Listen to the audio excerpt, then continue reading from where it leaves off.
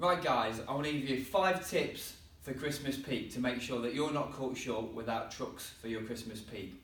Now the rental market is vastly different to what it was a year or 2 years ago.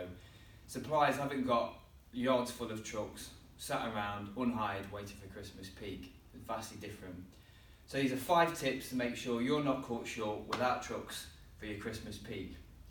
Number 1, take the trucks as early as possible. If you've got work for them in October, try and take them October. Once you've got them, you've got them.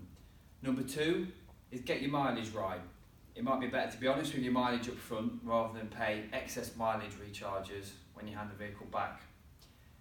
Number 3, if you do a video, walk around video and checking in, you reduce any discrepancies for damage recharges. Number 4, don't assume you're going to get stud days this year, maybe between Christmas and the New Year bit. Plan on off-hiring the vehicle.